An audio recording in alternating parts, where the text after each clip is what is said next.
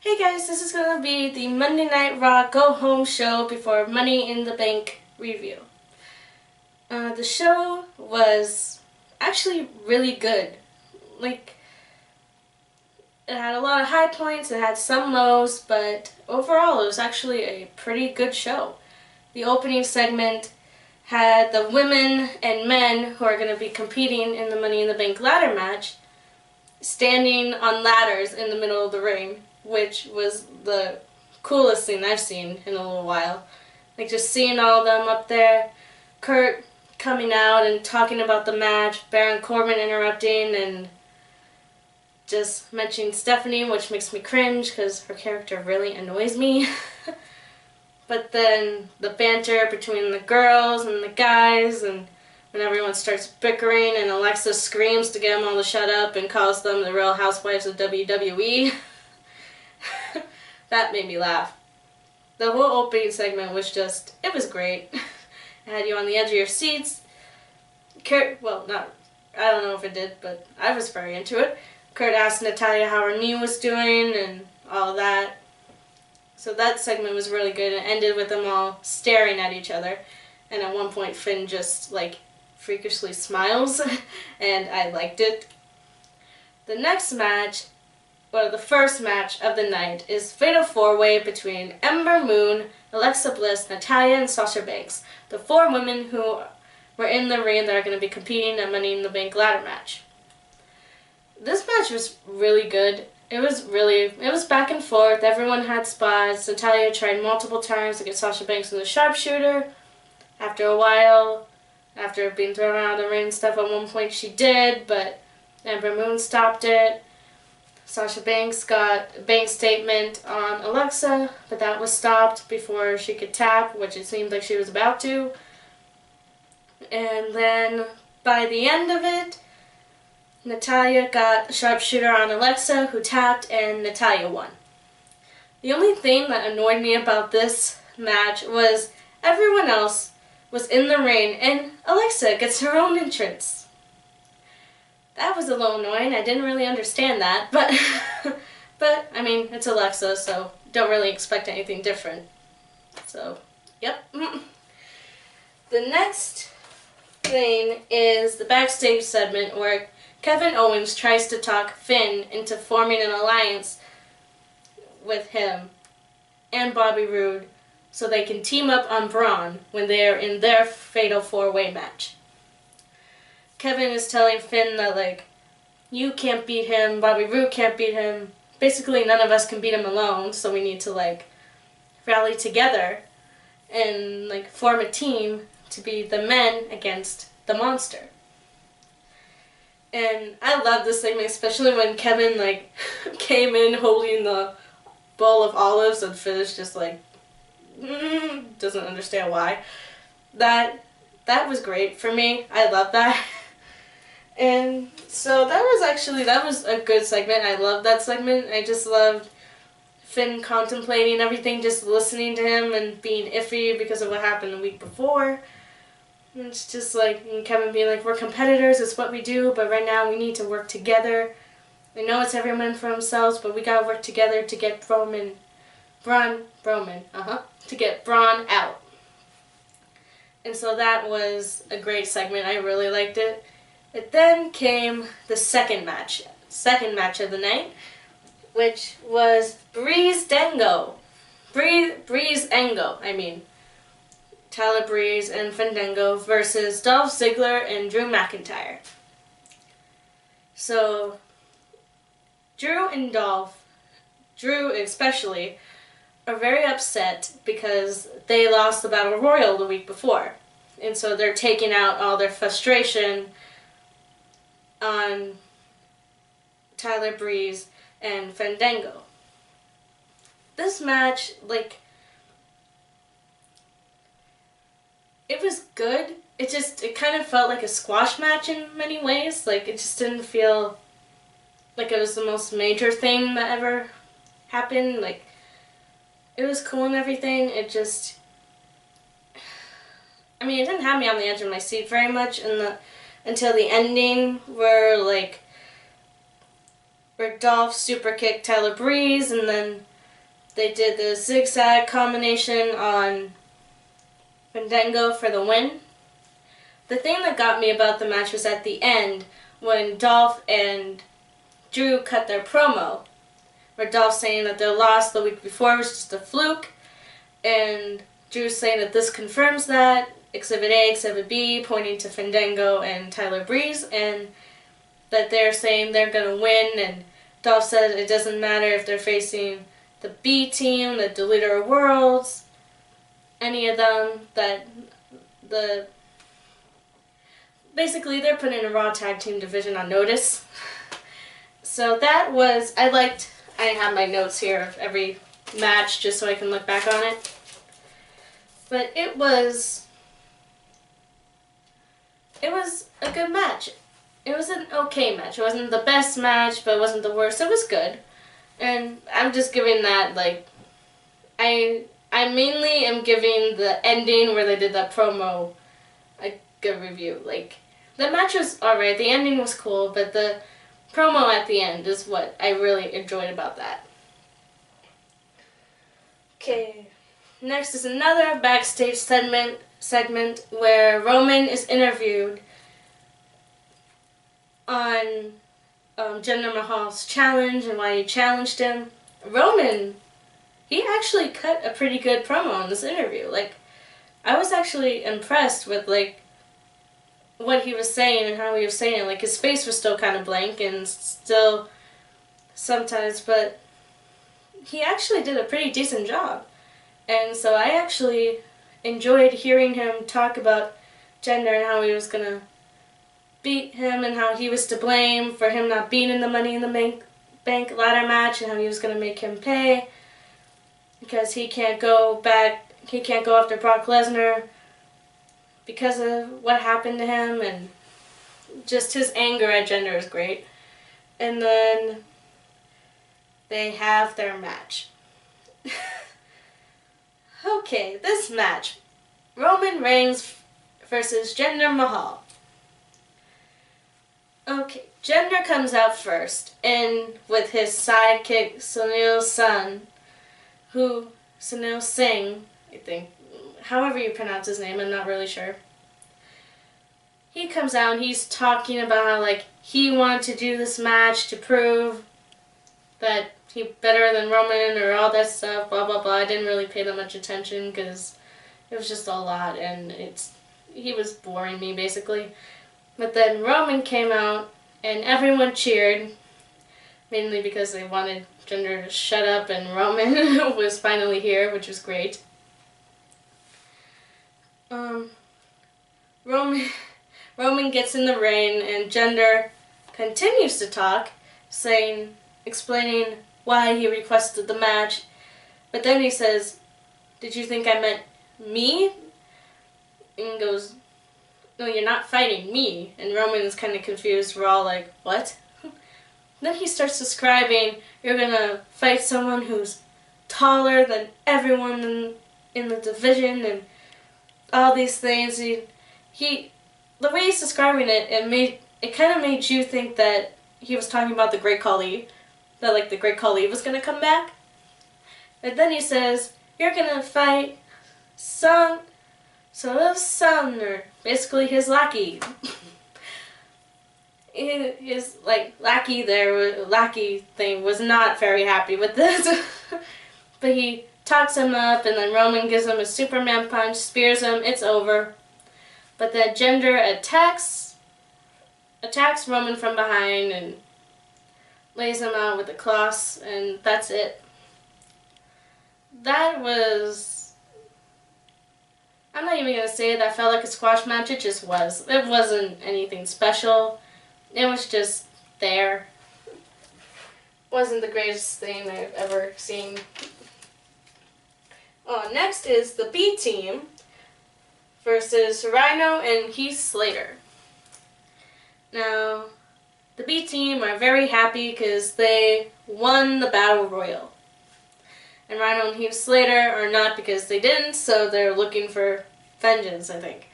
So they're in the ring, they're fighting, it's not it's not the best match I've ever seen. Like, it was just kind of felt like an our squash match to me. It wasn't really a big deal. But by the end of it, Rhino gets taken out.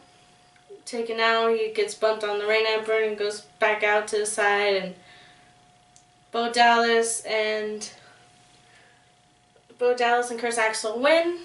They're celebrating, and then here's the part I liked, when the Deleter of Worlds showed up on the screen.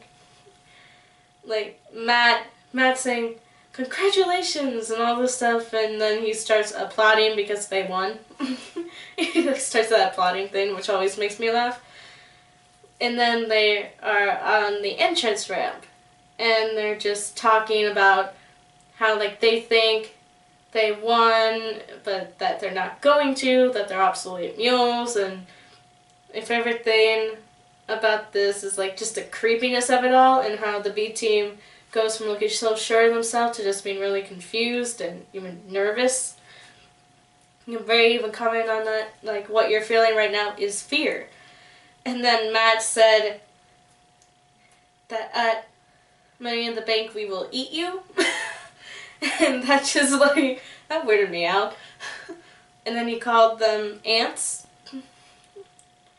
And after that, they started doing the delete chant, and it was over, and Corey Graves was confused about the fact that Matt just said they were going to eat people. And Jonathan's like, "Yeah, I noticed that." So that was I loved that segment more than the match again, but the match was alright, but that segment really, I love that. And then after that is Elias's concert. Now Elias, I never know what to think about him. Like, I want to like him because of his songs. That's the same thing that Seth Rollins says later in this promo. But Elias, I don't know how to feel about him. Like, he's singing about Seth Rollins and he's gonna beat him and all this stuff, and it's like, okay.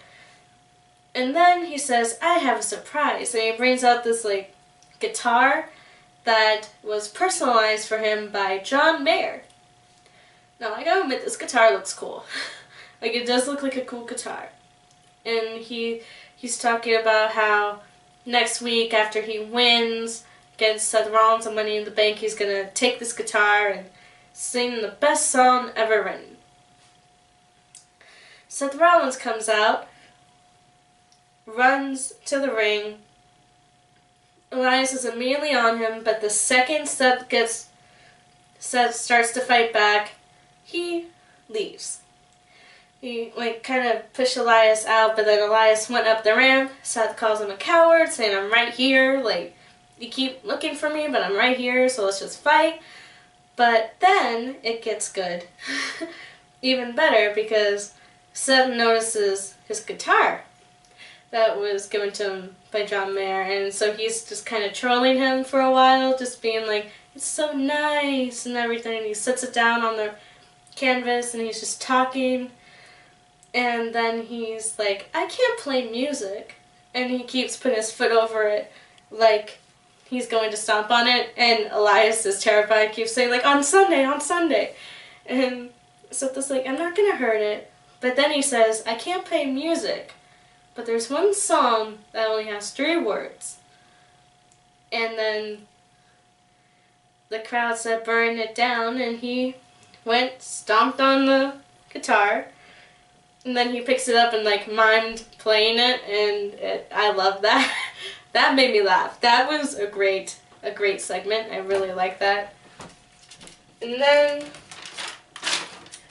after that came another backstage segment where Kevin doing the same thing he did with Finn, only this time he's trying it with Bobby Roode. Telling Bobby the same things he told Finn, only Kevin compared Seth Rollins stomping on the guitar to when Braun snapped the ladder in half and scared Bobby Roode half to death.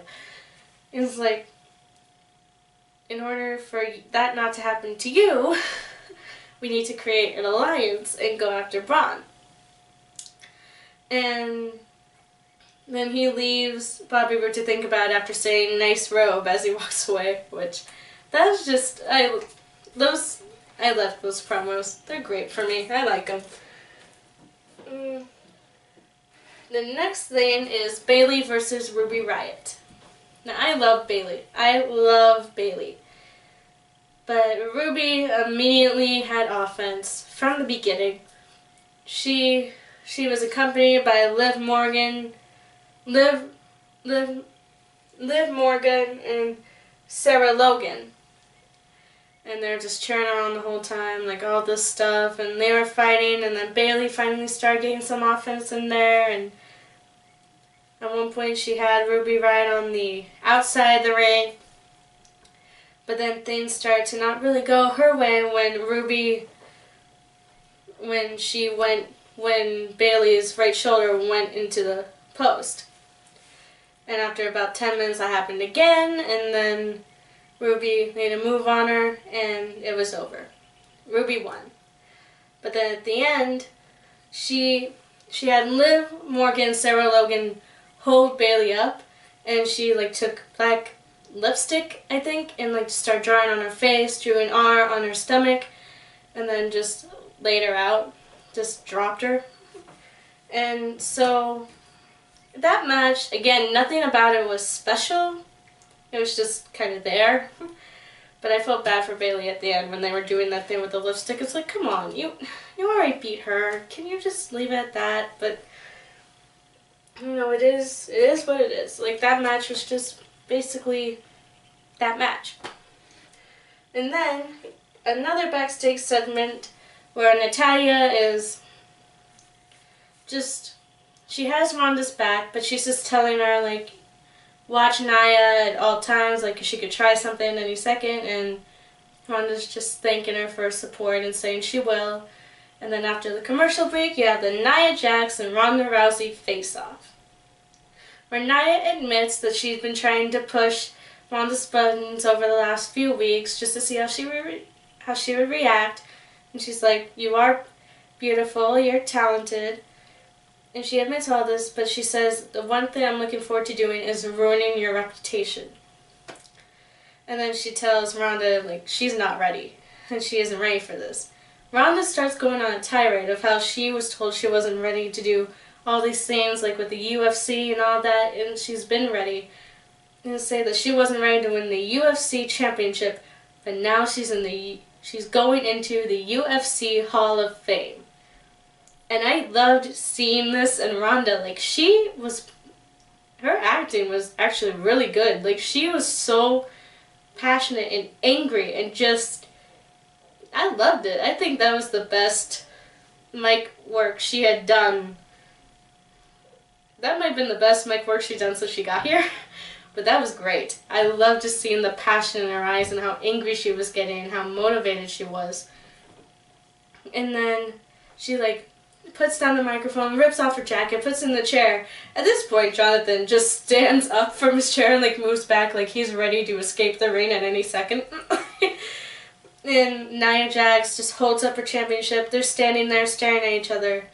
Then Nia tries to make a move, so Ronda grabs her arm. And beforehand Nia said there are a lot of things that you can't do in UFC that you can do here in Raw, and one of them is headbutt. And so she headbutted Ronda, who then was on the ground holding her head. Nia tried to pick her up by her ponytail, but Ronda grabbed her arm, pulled her down, and tried to get on an armbar. Nia tried to fight out of it, kept her hands locked to try to keep her from being fully locked in. She tried to pick up Ronda, but she went right back down to the mat. Finally, Nia couldn't take it, and she tapped out, which was funny. I love that whole thing. Ronda, she puts back on her jacket, she gets out of the ring, but then she's immediately like, hi guys, and it's just touching everyone's hands, and I loved it. That segment, I love that whole thing. I loved it. Next is No Way Jose versus Kurt Hawkins. Now, I haven't watched Raw in a long time. Not a full episode anyway. So when I heard that Like, Kurt Hawkins has lost over 200 matches. It was like, okay. I felt for him. And I was just like, and for me, my only thing was I just hoped he'd win just so he could have one win. Just so he could feel good about himself. Just one time, just one win after having over 200 losses. But No Way Jose, they're in the back at one point, and No Way Jose is just like conga lining past him. So No Way Jose comes out as the whole conga line thing, and he gets in the ring. Kurt Hawkins' music plays. He's nowhere. Plays again. Nowhere. The ref tells him to stop the music. He starts a 10 count. But right as they're getting to 10, Kurt suddenly is in the ring. He was dressed as one of No Way Jose's like conga people. He tries to go for a roll up. At 2, Gender. What am I talking about? No Way Jose gets out of it. He grabs Kurt, nails him with a punch. Down. 3 count. Kurt loses again. Now, while that was a straight-up squash match, it was fun to see No Way Jose just doing that like conga line all the way back. Again, I like seeing that. That's just funny. Oh, one thing I forgot to say when mentioning backstage segments. Before Bayley and Ruby Riot's match, you saw the Riot Squad just like walking through, and Ruby just takes a random guy's tie and just cuts it. I'm watching this, it's like, why are you doing that? Like, no. Why would you do that? Don't do that. And anyway, I just remember that, and that was like a weird thing that just kind of got my attention. Alright, anyway, Kurt loses again. The conga line back out, all that. And then another backstage segment, Finn and Bobby Roode are talking about... Finn asks Bobby, like, did Kevin talk to you too? And they're talking, and Bobby says that I think we should agree with him and we should do that. And Finn's like, oh, okay, but I'm also keeping an eye on you. And then they're like just eyeing each other and they walk away, and that was so short but sweet in just the way they stared at each other for a second. That I really liked. Next, Bobby Lashley and Sami Zayn. I don't know what this was. Their feud must be really, really weird. Because Sami questioned the fact that Bobby was in the military or something. Because then they're having a military-style obstacle course. Which, of course, Bobby nails in, I think, under 30 seconds.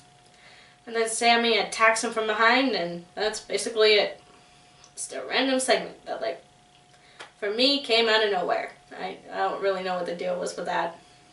Not really anything to comment on there. That's all I can really say about that. The next is one last backstage segment before the Fatal 4-Way, where Finn, Bobby, and Kevin are backstage. Kevin is saying to Bobby, like, you go for his legs, and telling Finn, you go for his arms, and I'll be, like, all over the place. And Finn's like, wait, what makes you think we agreed to everything? And Kevin is like, are you serious? We have to. And as they're talking, Braun comes up to them, and they all stop, and he's like, you three should team up on me. So obviously, he's on to them. That was just so fun just because of the freakiness of it all. And we go from that, after a final commercial break, or one of the like last 5 commercial breaks, we go into the final match of the night, the main event, the Fatal 4-Way. Alright, this match was incredible. There's so much action, so much movement, so much of Kevin, Bobby, and Finn trying to work together to get through the Braun. They had some moments and things where they didn't really fight on each other until Braun was out of the picture, which happened when after a few more commercial breaks. They had Braun on the outside near the announce table, and they Sorry, what's going on up there? They put Braun on the announce table. Kevin had Finn and Bobby hold the ladder. He went up, down onto Braun.